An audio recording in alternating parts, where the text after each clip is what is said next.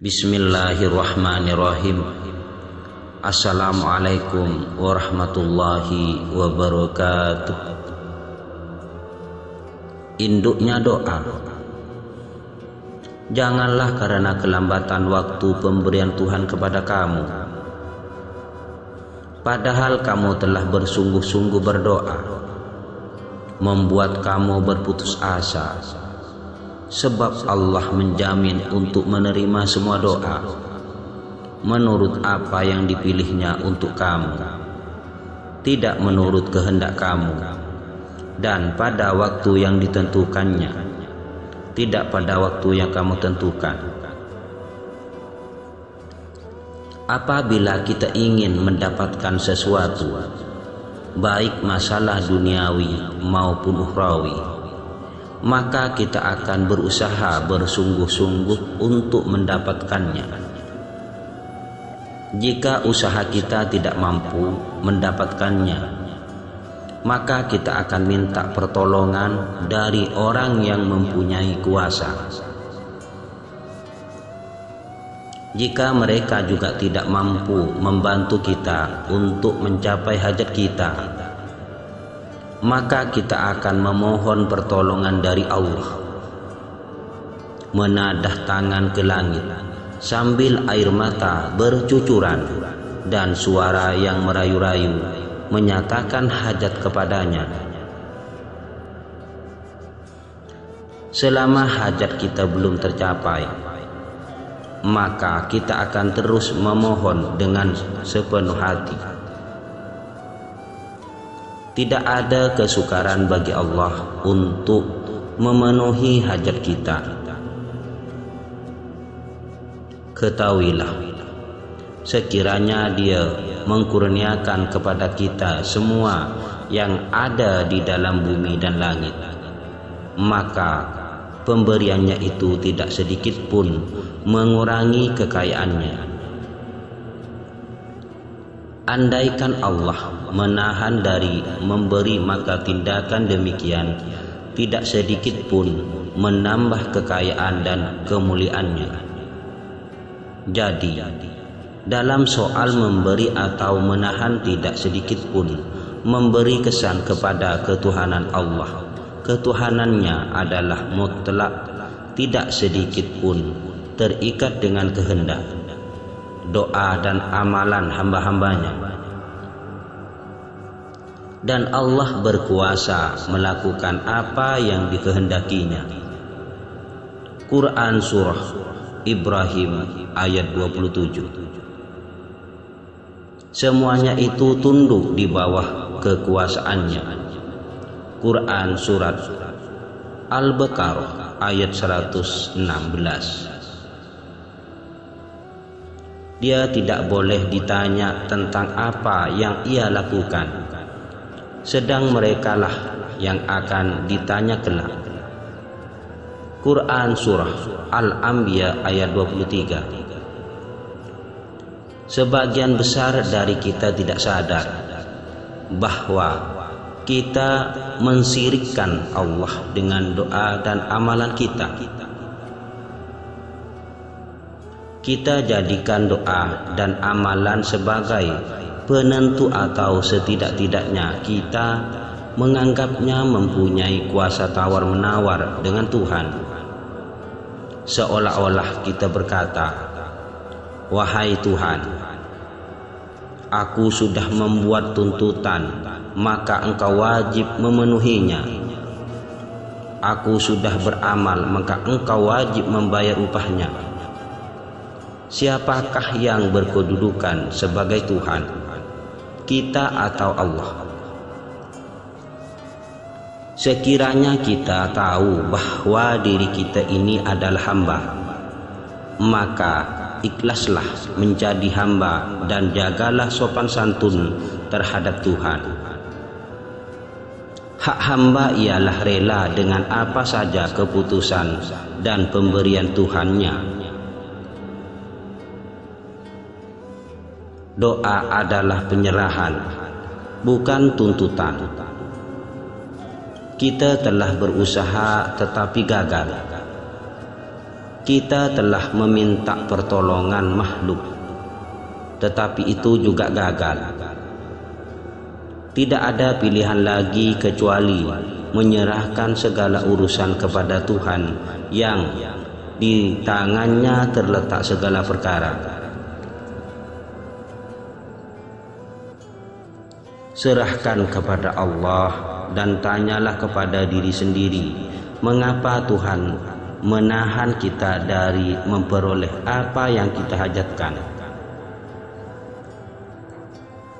Apakah tidak mungkin apa yang kita inginkan itu bisa mendatangkan mudarat kepada diri kita sendiri, hingga lantaran itu Allah yang Maha Penyayang menahannya dari sampai kepada kita? Bukankah Dia Tuhan yang Maha Pemurah, Maha Penyayang, lagi Maha Mengetahui? Apakah Allah yang menciptakan itu tidak mengetahui yang kamu lahirkan dan rahasiakan, dan Dia Maha Halus, lagi Maha Mengetahui? Quran Surah Al-Mulk ayat 14. Dialah yang mengetahui yang gaib dan yang nyata, yang Maha Perkasa lagi Maha Bijaksana. Quran Surah At-Taghabun ayat 18. Ayat mana saja yang kami nasahkan atau kami jadikan manusia lupa kepadanya, kami datangkan yang lebih baik daripadanya atau yang sebanding dengannya. Tiadakah kamu mengetahui bahwa sesungguhnya Allah Maha Kuasa atas segala sesuatu? Quran Surah Al-Baqarah ayat 106. Allah Maha Halus, Maha terperinci dan detail, Maha mengerti dan Maha mengetahui yang gaib dan yang nyata. Allah yang bersifat demikian menentukan buat dirinya apa saja yang Dia salin, digantikannya dengan yang lebih baik atau yang sama baik. Dia berbuat demikian karena Dia tidak bersekutu dengan siapapun dan Dia Maha berkuasa. Seseorang hamba senantiasa berhajat kepada pertolongan Tuhan. Apa yang dihajatinya disampaikannya kepada Tuhan. Semakin banyak hajatnya, semakin banyak pula doa yang disampaikannya kepada Tuhan. Kadang-kadang berlaku satu permintaan berlawanan dengan permintaan yang lain, atau satu permintaan itu menghalangi permintaan yang lain. Manusia hanya melihat pada suatu doa, tetapi Allah menerima kedatangan semua doa dari satu orang manusia itu. Manusia yang dikuasai oleh kalbu, jiwanya berbalik-balik dan keinginan serta hajatnya tidak menetap. Tuhan yang menguasai segala perkara tidak berubah-ubah. Manusia yang telah meminta satu kebaikan boleh meminta pula sesuatu yang tidak baik atau kurang baik. Tuhan yang menentukan yang terbaik untuk hambanya tidak berubah kehendaknya. Dia telah menetapkan buat dirinya. Katakanlah, kepunyaan siapakah apa yang ada di langit dan di bumi? Katakanlah, kepunyaan Allah. Dia telah menetapkan atas dirinya kasih sayang. Dia sungguh-sungguh akan menghimpun kamu pada hari kiamat yang tidak ada keraguan terhadapnya. Orang-orang yang merugikan dirinya, mereka itu tidak beriman. Quran Surah Al-An'am ayat 12. Orang yang beriman selalu mendoakan, "Ya Tuhan kami, berilah kami kebaikan di dunia dan kebaikan di akhirat, dan peliharalah kami dari siksa neraka." Quran Surah Al-Baqarah ayat 201. Hamba yang mendapat rahmat dari Allah, diterima doanya, dan doa tersebut menjadi induk pada segala doa-doanya. Doa yang telah diterima oleh Allah menepis doa-doa yang lain. Jika kemudian si hamba meminta sesuatu yang mendatangkan kebaikan hanya kepada penghidupan dunia saja, tidak untuk akhirat dan tidak menyelamatkannya dari api neraka, maka doa induk itu menahan doa yang datang kemudian. Hamba itu dipelihara dari didatangi oleh sesuatu yang menggerakkannya ke arah yang ditunjukkan oleh doa induk itu. Jika permintaannya sesuai dengan doa induk itu, dia dipermudahkan mendapat apa yang dimintanya itu.